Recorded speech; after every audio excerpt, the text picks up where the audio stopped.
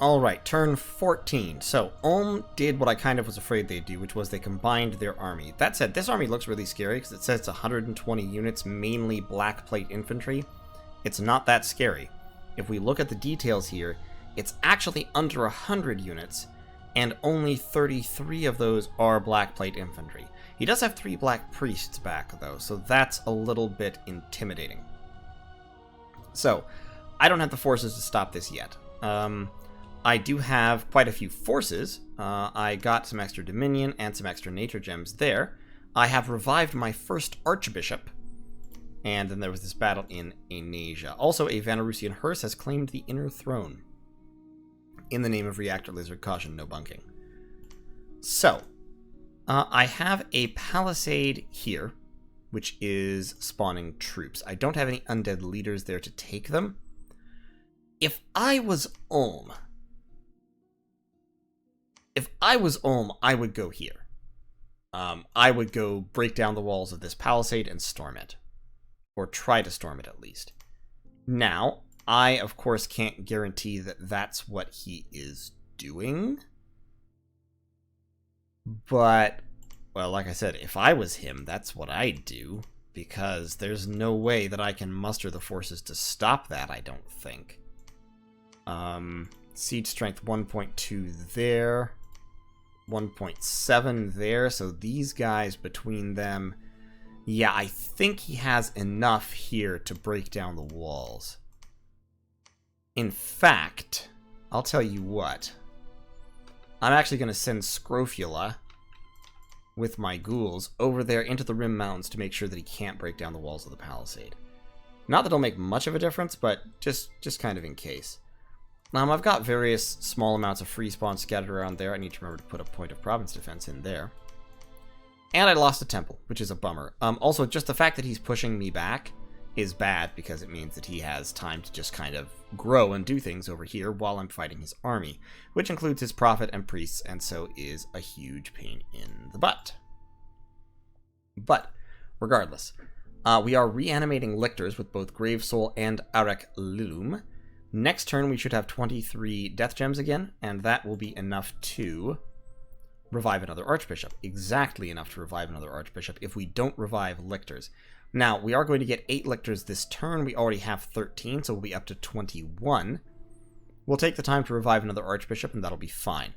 In terms of military forces, Arek Lilum here, we have 6 Knights of the Unholy Sepulchre, 8 Long Dead Horsemen, which are fast Long Dead Cavalry, 2 lines of infantry, 1 line of Romans with javelins, and then 1 line of assorted Long Dead and Long Dead Triarius, which do not have javelins.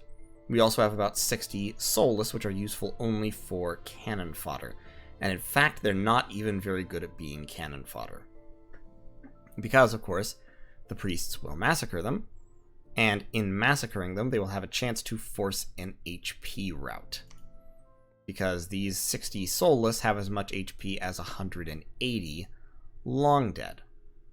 I also, however, have 10 Barbarians, which the incredible Mr. Bones is free spawning. And, of course, I do still have supplies in this province. I don't know what the supply calculation is, but even when the population is almost nothing, you still have supplies. Especially if you have a fort. Forts, like, generate supplies or something. I don't recall exactly how the mechanic works, but anywhere you have a fort, you have supplies, basically. So, I can stash human units in forts. And they can kind of do the business. Unfortunately, my income is garbage because I'm not expanding, and not expanding means that I can't take any provinces that haven't already been infected with my dominion, and so are dead. And of course, dead provinces do not contribute much by way of income. So there's that. I do at least have a couple of Mound Kings, which can go underwater now, so that's nice. All these guys are going to move up here. Carnage is going to move over there. Next turn, we should have, like I said, we should have 21 Lictors. 21 Lictors are going to be a pretty decent match for 24 Guardians.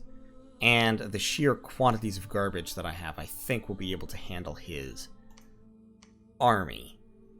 So we're going to wait one more turn, and then we're going to try this again. If we can break this army, we should be able to push back out a little further and do some damage. Just by holding me here inside my own dominion, Ulm is basically accomplishing his goal, which is to prevent me from building up forts and churning out a ton of free spawn and overwhelming the world. Also, we've got this shit. I mean, I did promise you, I did say I was going to show off the quintessential Ermor experience, and there's not much more quintessentially Ermorian than being rushed down on all sides, or on at least two sides, by people who are afraid of what you will eventually do if you are allowed to remain. Now that looks like a national hero that I don't know anything about, because we are running worthy heroes, I believe, if I recall correctly. So, that's unfortunate. So here's what I'm going to do. This is a problem. This is a bigger problem, but this is still a problem. Now, from this province, I can hit either of these provinces, so 30 enemy units, mainly chewed skin shifters. This won't cost me much. It might cost me garbage. But losing garbage isn't an enormous problem.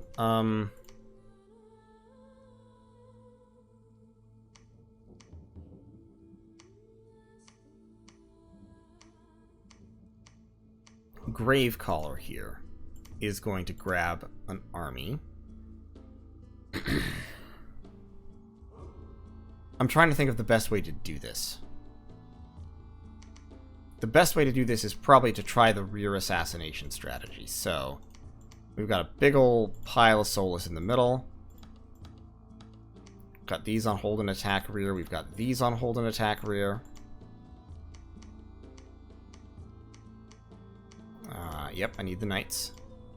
We have Gravecaller down here by the knights. What I'm trying to do is I'm trying to assemble the smallest army that can practically defeat this.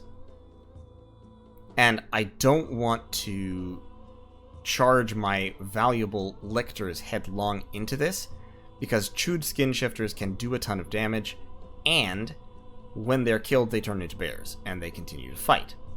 So, I would like not to be losing lictors fighting them, because once again, my lictors are not blessed in a huge trollish memeish way. They don't have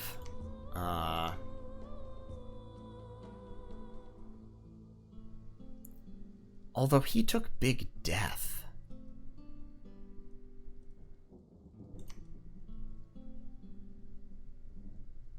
Big death is not a huge...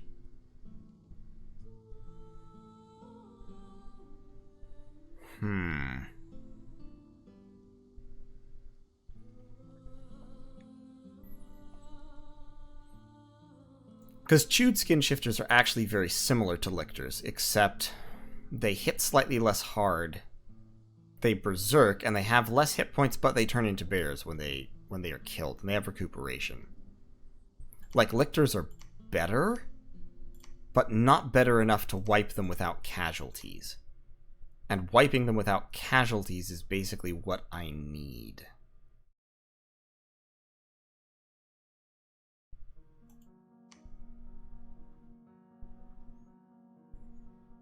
Yeah.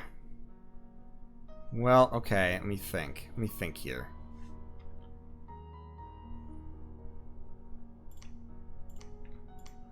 I can take these guys to throw javelins.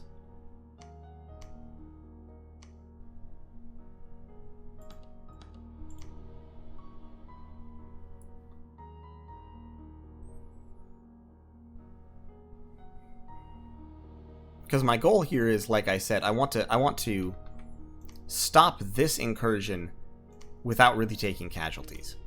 So Gravecaller, go over there to do that.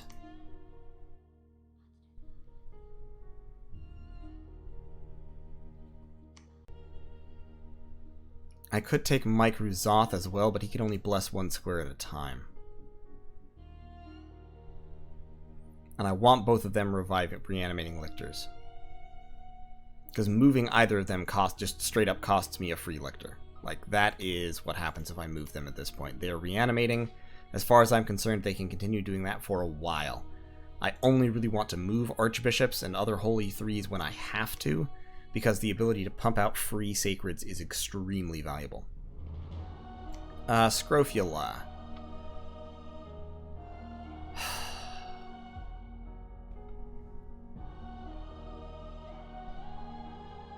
Actually, I'll tell you what I am going to send the lictors. I'm going to send them under the command of Scrofula, who won't hurt their morale. They're going to be down here, mixed in with the knights, and they are going to be on hold and attack closest.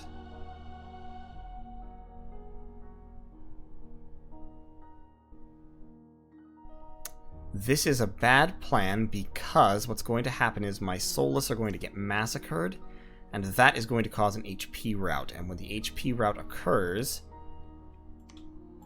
my troops will disintegrate. So let's actually bring only 20 soulless. Let's actually leave all the soulless. And instead, we're going to bring this unit, and we're going to set them in a double line formation. And we're going to have them on hold and attack closest. So yeah, we're going to bring most of the army. We're basically going to bring the army. I don't want a morale negative. Do I have another? I do. Because I don't want to bring the ghouls. We'll have you Mick bring these guys. He's on stay behind troops. He's going to be up here as well. Okay. Yeah, that's going to be the strategy with them. Alright, we're going to try that. And we'll see how it goes. So thanks for watching, and I'll see you all in turn 15. Turn 15, and, well, as you can see here, Shinoyama has decided to enter the war. This is the classic Ermor experience, and I'm glad I'm getting to share it with you all. So, I've got my 2 stacks here. Troops are converging on Rim Mountains, which Ulm has come in to besiege. They've got about 80 units because they split up. They do have their spy, they do have their 3 black priests, they've got 33 black plate and 23 guardians. I have a grand total of 21 lictors. I also have 6 knights, and I have 16, 8 knights and 16 long dead horsemen, which all will be on attack rear. Beyond that, I've got big old lines of chaff and a dream. I am spamming out Unholy Power and Protection of the Sepulchre, so Unholy Power will increase the speed and attack skill of my knights. Dropping it on the lictors is actually going to be better. So up here, we're going to spam out Unholy Power 3 times.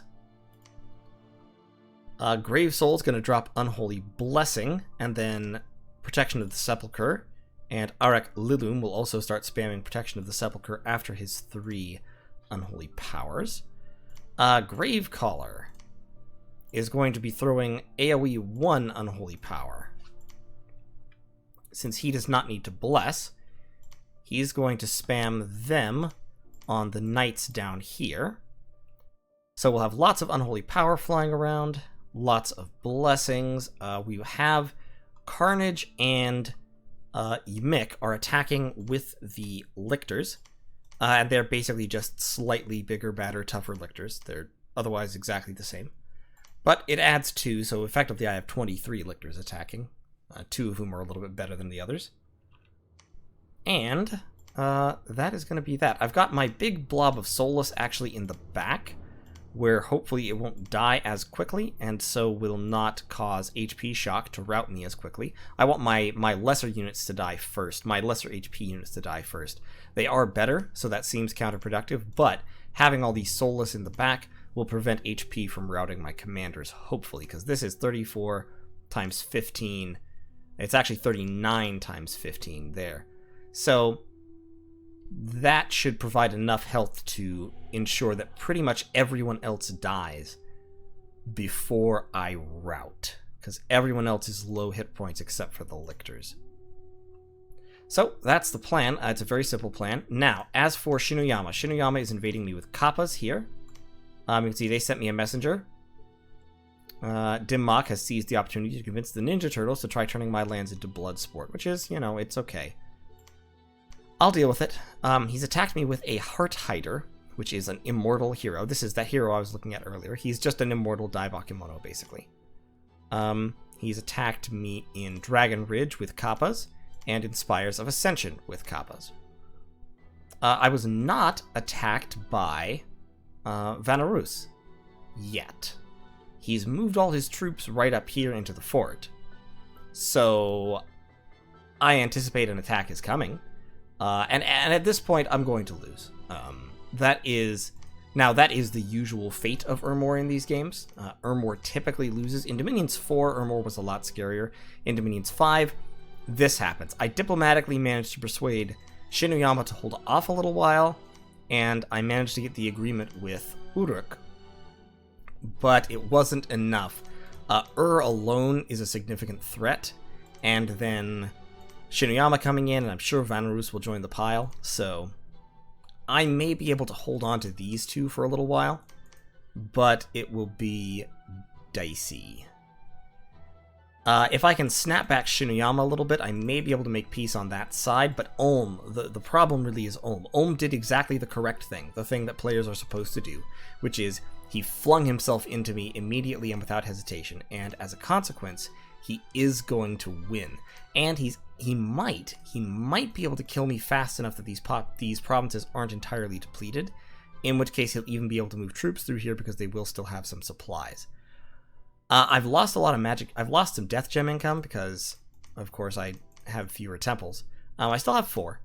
5 counting my my place here. So I still do get 14 death gems per turn. I'm reviving another archbishop and researching. Flesh Feaster here is taking a big pile of just garbage soulless, and he's going to go see if he can retake Anasia, which he should be able to do. He can't really cast anything except Frighten, so he's just going to spam Frighten out. It will cause fear and morale penalties to people. And then hopefully they will run away from the horde of zombie garbage. And research-wise, we're still stubbornly plowing down Evocation. It might be a bad plan, but it is my plan, and we're going to stick to it. At the next level, I will get Shadow Bolt. So at that point, my mages will be able to do something, and Ulm is very, very bad at stopping Shadow Bolt because its magic resistance negates, and then it does armor negating damage. So Shadow Bolts can mess up Ulmish armies when you have enough mages spamming them, and if he attacks my capital, I'll have enough mages spamming it to do at least some damage. So that's the plan as it stands. I am sending down Igrave here to pick up all this garbage and do something with it. We'll figure out what that will be in a moment. And hopefully I will break the siege of Rim Mountains and accomplish something with my unlife. So, thanks for watching. I'll see you in turn 16. Like I said, this might be a short playthrough. I promised, actually, Ulm, Enti, the admin of the game, I promised him that I would record this and upload it just to show everybody what middle-age Ermor play looks like. So I will do that. If I was a really, really, really good Ermor player, I could probably have beaten this. If I had won one of these battles over here, I'd be in a much better situation. Because I probably could have used that to convince Shinuyama not to attack. I would hope, anyway. And then that kind of puts me in a much better situation. But, as it was, I'm a mediocre Ermor player, and so I am suffering the fate of mediocre Ermors everywhere. That being that I get rushed by my betters. But in any case, I'll see you next turn. Alright, so it's turn 16 of Malpractice. Somebody's claimed the Throne of Earth. This is middle-aged man. This is man, I believe. I have got some. This was an interesting turn, very, very interesting turn. So Agartha's got a new prophet. In Ermor, I found a magic site, which is just a mine, which doesn't actually help me at all. But I also got Putriscator, the Dusk Elder. So this is one of Ermor's heroes, not the very best one, but still a really, really good mage. Fire, Astral, and Death cross paths. So he's solid. Extremely solid. Can't do all that much with him right now, he's just researching, but in terms of battles, Ulmish heavy cavalry mercenaries came and took Ukrema. That's fine. Basically, if it's not a temple, I don't care about it. If you'll notice, all these provinces, they're not making me income. So I'm just letting it happen. However, there was also a battle in Anasia where my spectator went out with Solus to try and conquer this province. Well, he moved back with a significant chunk of his army, and he bounced the Solus. So, and I'm not sure if he anticipated that or if he was just taking precautions, but he moved back with a sizable chunk of army, bounced my spectator off, and my spectator did retreat in the appropriate direction. But there was also a battle in Rim Mountains. So, I've got my big pile of units up here, including my lictors mixed into the back lines. I've got some Solus in the back. Probably should have put them up front. I've got my Knights of the Unholy Sepulchre. I've got my long dead horsemen. And I have my Prophet, Grave Soul. And I also have my Archbishop, Arak Ilum. And, yeah. So on the other side, I've got a very small pack of Ulmish units. I've got a little group of Guardians, mixed Guardians and Black Plate Infantry, with 3 Black Priests and Gunter the Prophet. And watch what happens here. So they start spamming banishments, of course. I start dropping my my buffs as best I can. The banishments are still taking an awful toll. I'm trying to cast Protection of the Sepulchre. It's... The battlefield-wide version is magic resistance negates easily, so it rolls like 6, and so most of my people resist it, unfortunately. It makes it difficult. So here you can see some of my lictors have got it, some have not. And so they are still being hit by that banishment, by Wind of Memories. But my cavalry here, my long dead horsemen, are charging right past the main line to go after this little group that's protecting the commanders. And they go in, and they don't do much damage to Black Plate, but they do enough when they charge. And my knights have gotten around the back, are fighting off some guardians, and one of them goes up here and starts engaging. Down here, my infantry, including my lictors, have engaged these guardians and are hewing them to bits. And the enemy commanders are all dead. So the enemy army routs. Unfortunately, some of my knights get trapped these guys, so they're still fighting, but they are fighting with abysmal skill because they are routing. And so my army charges in, surrounds them, wipes them out. So that was another highly, highly damaging loss for Ulm. Not only did he lose 3 Black Priests, he also lost his Prophet. And, of course, I also wiped out about half of the Black Plate Infantry and Guardians that were involved in this battle. So, overall, worth it. I lost 98 units. I lost 6 of my lictors and 4 Knights of the Unholy Sepulchre. So that's a little bit painful. None of this matters at all. I legitimately could not care less about losing chaff. So, that being so, this army back here, so if we look at the battle in Anasia, this was about 70 units, 27 Black Plate Infantry, 11 Guardians. From here, if we look at Rim Mountains, 17 Black Infantry and Black Plate Infantry and 11 Guardians got away. No commanders, so they are all going to have scattered, and they will have gone to different provinces. So not all of those guys will have gotten back to the army. A reasonable fraction of them will have, however. So 17 and 9.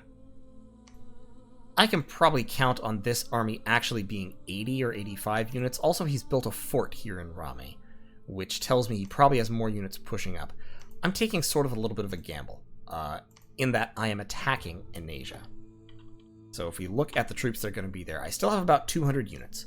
I've got my Soulless. I've got my Soulless right here because what I'm hoping is they will be in range of banishment. And so since they have the lowest magic resistance, they will attract the banishments. And so the banishments will pound them as opposed to my actual units. I am bringing barbarians because I have barbarians free spawned from my Statue of War.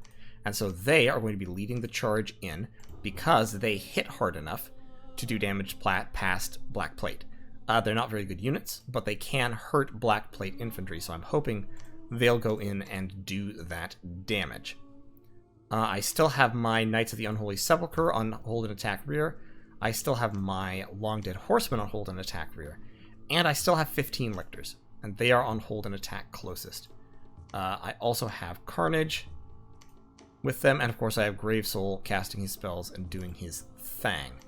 And I have Mick, and he's going to be up there with them as well. So they're going to go in the front line. So it's going to be Barbarians, Lictors, Skeletons, and Soulless. The Soulless will kind of filter around. The Knights will charge. I need to move this line up slightly. I would rather block the Long Dead Horsemen than the Knights. And so I'm hoping they can get around the back, because there's not many commanders left. I have done a really good job of killing off Ulm's commanders. I have not done a good job of necessarily pushing him back yet. But he's lost, I think, 6 or 7 Black Priests, plus his Prophet, plus his God. He's got 1 Black Priest here. And absent all of that banishment, with only 1 guy spamming banishment, I don't know how many he has here. He probably has a couple more. But that's a lot of mages. That's a lot of mages to have been killed. So, I think if he doesn't have more than 1 or 2 here, I think I can take him. I think I can do it. I'm not really worried about taking these provinces back, because as mentioned, they don't make me any money. They're not really gonna help me, and my Dominion is in them anyway, so it's not like they're helping him. Basically, all I'm worried about is keeping my temples. Now, one of my temples is a little bit in jeopardy because of these heavy cavalry coming over here. Also, I'm pulling out a trick that I should have remembered and I had forgotten about, which is that Ermor with temples can recruit independent priests. They're relatively cheap, and for Ermor, they are reanimators. This is actually a huge factor of Ermor that I had completely forgotten about, and it's entirely my fault. But you can use them to reanimate. And they reanimate slowly, but they do reanimate. In particular, you can use them to reanimate ghouls. So you can move these priests around, you can go into provinces you've just recently conquered, turn all the population into ghouls quickly. Once all the population is dead, the free spawn there shifts from being primarily ghouls and soulless to being primarily long dead, which is a straight up buff. Also, reanimating ghouls quickly allows you to stack them in your forts and get better siege defense. So if you can stack hundreds and hundreds of ghouls in your forts, you can make them unsiegeable. Then once you've basically depleted the population in provinces, you move these priests into your forts, you switch them over to reanimating long dead, and they just churn out skeletons for the rest of their days in your forts. Since forts generate supplies, you don't have to worry much about them starving. So you can just sit them in your forts where food magically appears, and they'll be fine. So that is my plan with them. So both of these provinces are pumping out priests. Now, obviously, they're not going to be able to keep that up because my income is almost nothing, but hopefully I'll get a money event pretty soon. I'm really hoping that, because I really want to rebuild some of these temples that have been burned down, because I'm down to 4. So I'm down to 13 death gems per month. If Ulm is smart, he'll take these guys and go to this province and burn down this temple. I'm moving up. I can move up 15 guys. So I'm moving up some ghouls to try and help, but to be honest, if the heavy cav come, there's nothing I can do. He should especially do this because I'm building a palisade here. I really want to destroy this army. The counter move here, if I'm worried about Hector's heavy horsemen, would be to send a big blob of chaff over there, but I'm kind of using my chaff. What I can do is I can send a massive pile of ghouls. And they do have paralyzing poison. Spending ghouls. Yeah, let's do it. Let's send Scrofula and his massive pile of ghouls. So we'll have... yeah, we'll have some ghouls. And you all can just cast Unholy Power. Unholy Command is only useful at taking over Undead, which of course Ulm doesn't have any of, so we'll just set you both on Unholy Power. Just spam it out. Give extra attack skill to the ghouls. Extra attack skill to the ghoul pile. And if Hector's heavy horsemen attack... I mean, they're 15 heavy cavalry. Probably 60 ghouls cannot stop them, but be worth a shot. Be worth a shot. What I'll do is I'll get all these guys into a line. Set those guys out front. And these guys will be up here, and we'll have them attack rear. And then all these guys will just stand there. Might be able to pull it off. Anything's possible. I could spend my money building up the province defense to have some human units as well, but not worth it. Won't even bother. So, that's the plan there. Got a little bit of free spawn building up in this province. I'm losing a lot of my free spawn since a lot of these provinces have been taken. That's pretty much the one thing I do want territory for. But I'm definitely going to have to push this army back and lay siege to Rame before I can really spare troops to go around taking these provinces back. I've talked to Shinuyama. Shinuyama's told me he's pulling out because he said Ulm told him he wants all of my territory.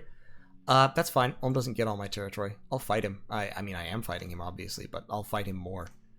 And I am satisfied to note that my dominion has spread into green waters and is going to be killing the population so that he doesn't get all the income from this kelp forest because, fuck you, Shinuyama. You shouldn't have attacked me if you didn't want my dominion in your provinces.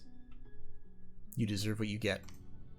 I've also got dominion in these two provinces, which is a little bit unfortunate because I really, really don't want Vanheim to attack me right now, and I really, really don't want Uruk to attack me right now.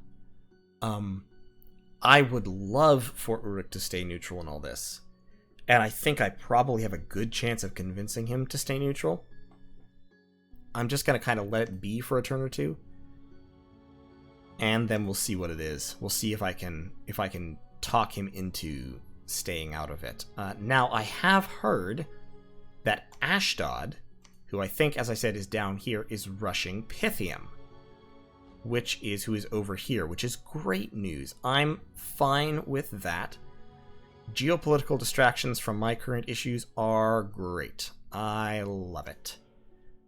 Next turn, I will have 20 Earth Gems. I'm reviving Lictors, of course. I need to keep up Lictor production. And my free spawners are moving. So my free spawners are all moving, actually, so I can't free spawn any this turn. So, yeah. Overall, things are going pretty okay, although it doesn't really look it. Here's the interesting thing about Ermor. Ermor doesn't care about territory, right? Territory does free spawn skeletons, but your free spawn skeletons are garbage, and you get most of them from forts anyway. So what you actually want is, you just pretty much want forts and temples. And as long as you have forted temple provinces, you're alright. So like all of this, losing all of this, annoying, especially in that I lost temples, but it's not a critical blow by any means. I can live with it, as long as I push back. And my troop production will stay high, regardless of the fact that I currently own only 4 provinces. Which is not true of nations like Ulm and Shinuyama and Vanarus. They pretty much need provinces in order to have troops. I don't, because my forts spawn, just straight up spawn, basically a fort's worth of chaff every turn, plus the occasional sacred. And cavalry and all that kind of stuff. So, I can deal with it. I just need to, but I desperately need to push Ulm back. I need to take Rame. If I can take Rame, that would be a huge coup, because that's a fort that I didn't have to build, but that I can use. And then I just slap a temple in there as soon as I have the money for it, which will be probably never, and I'm good to go. Defending my temples is extremely important, because of course they cost money to build, and money I don't have, ever. So, having temples burnt down is a huge bummer, but we will do our very, very best to stop it from happening again. Actually, we're going to take the Long Dead Horsemen and then Ghouls. And the Long Dead Horsemen will also be on attack rear.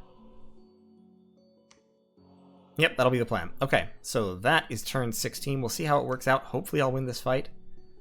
Given the number of mages and the god and the prophet and all that I've killed, Ulm has taken a huge blow, and it should severely lower his ability to fight me.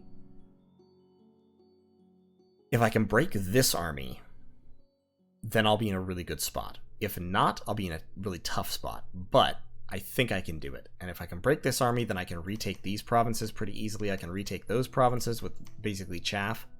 And I can go siege Rame.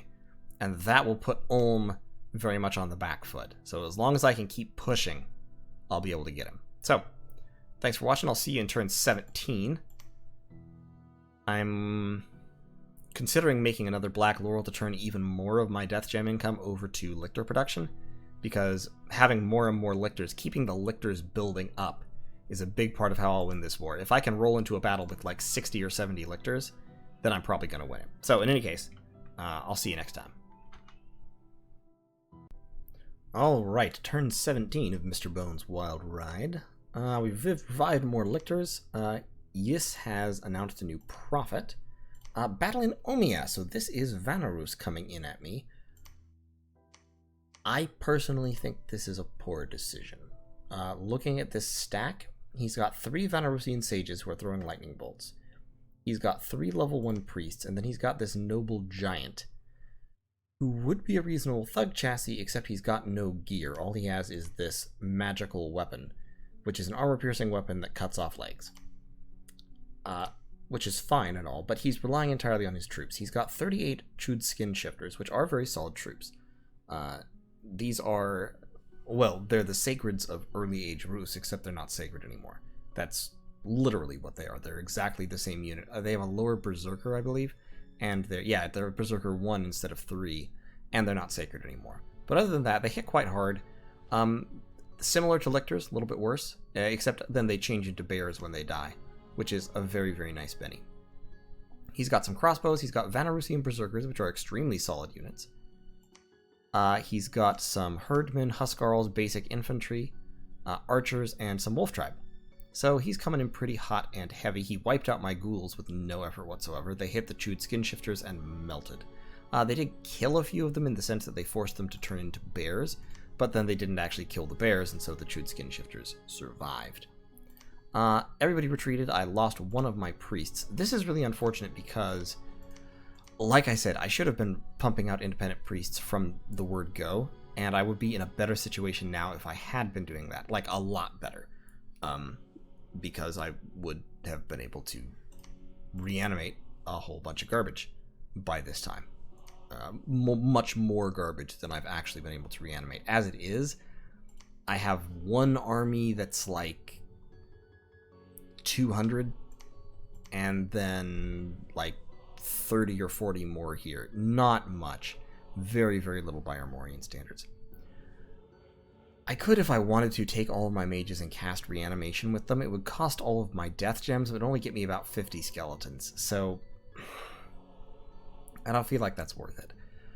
If he tries to attack Ermor with that stack, he's not going to break through the walls in one turn. And honestly, he can... I don't care if I'm under siege. So I'm moving and patrolling to Rim Mountains with everybody, and to see if that can stop him. I think it can.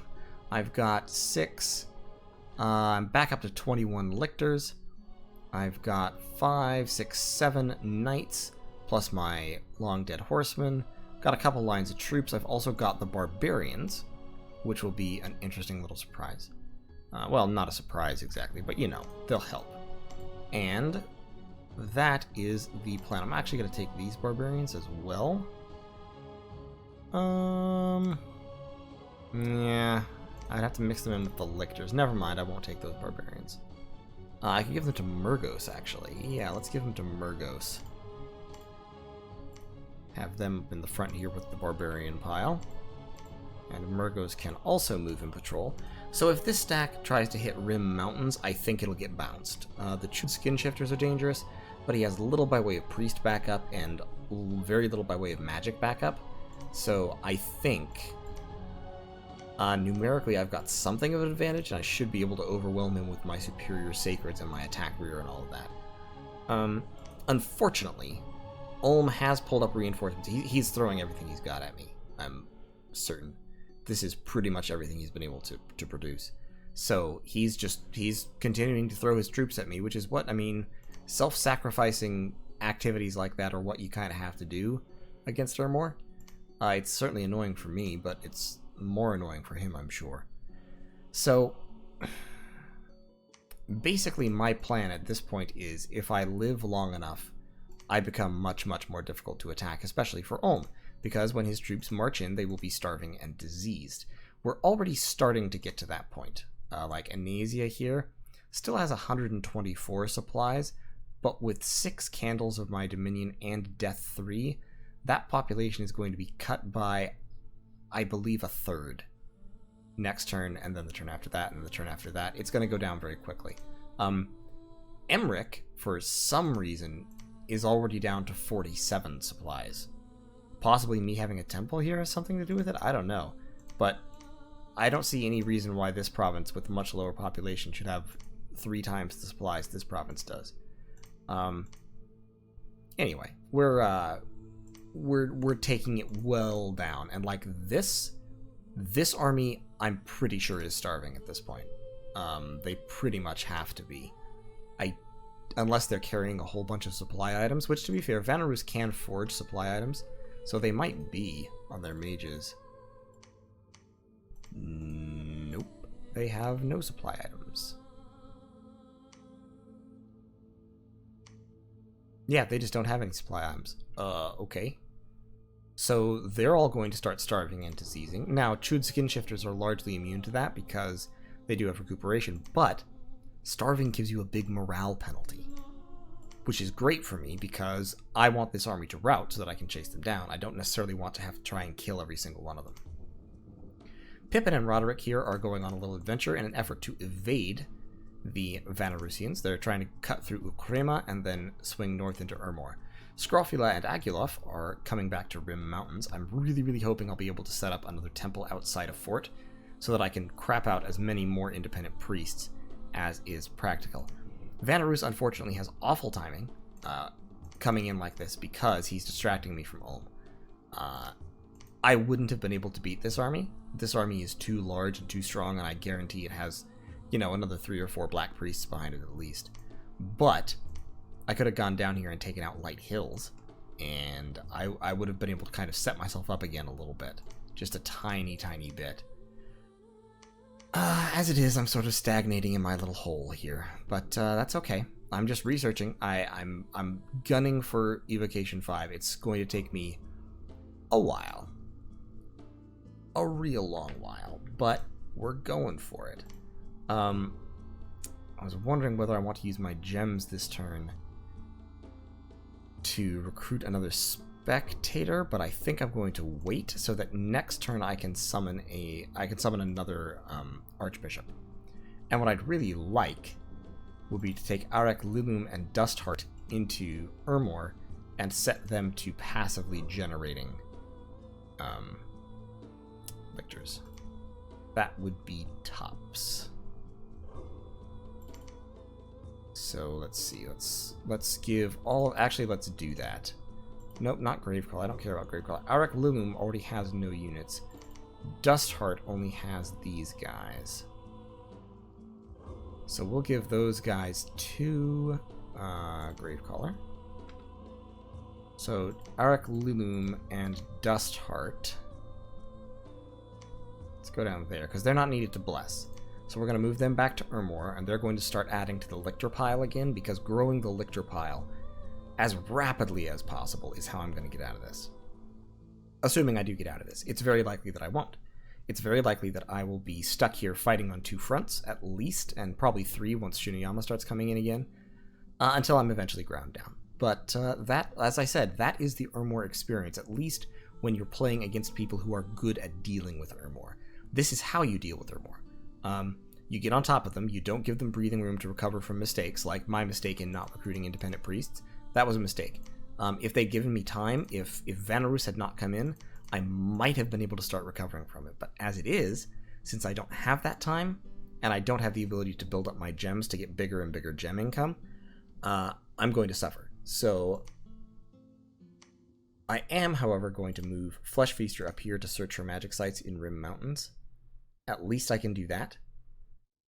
Might get me another gem or 2, and death gems are the only thing that matters for me at the moment.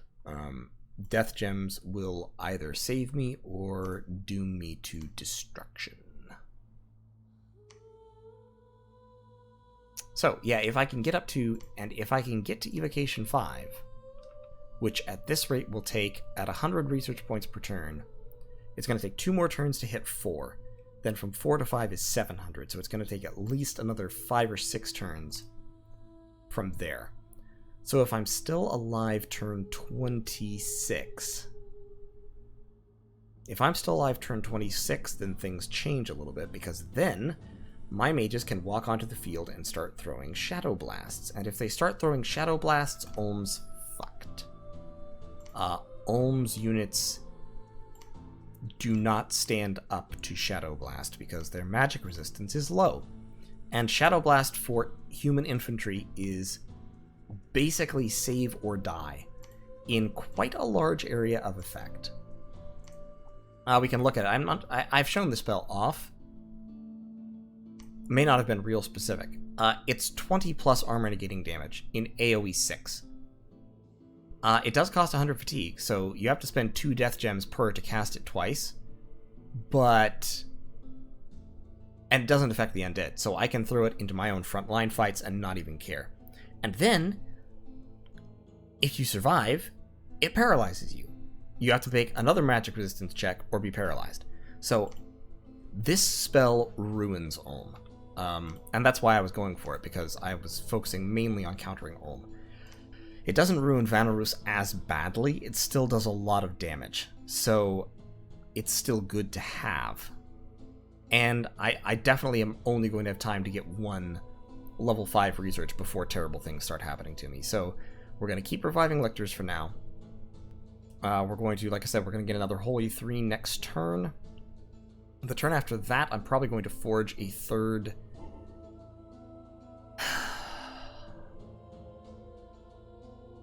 I'm trying to think whether I need research worse or whether I need to forge a third Black Laurel worse.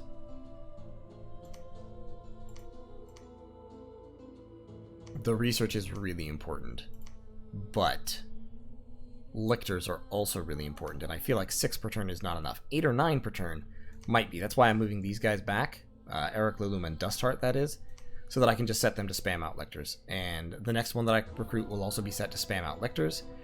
And we're just going to spam out lictors all day, every day. Like I said, right now I've been hovering around like 20, 21 for a while, just because I've been taking losses and then recovering them.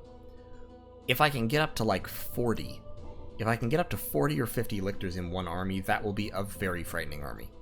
And that would be an army that could probably single-handedly take on one of these stacks, or potentially, if it has enough chaff built up.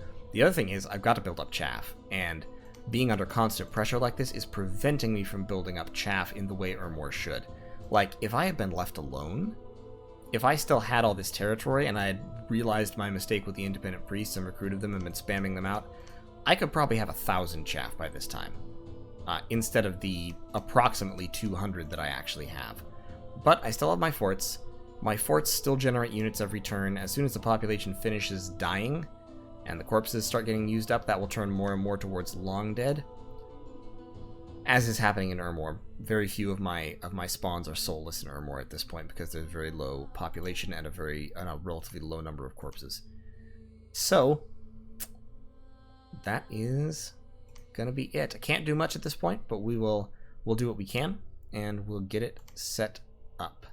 So I'll see y'all in turn 18.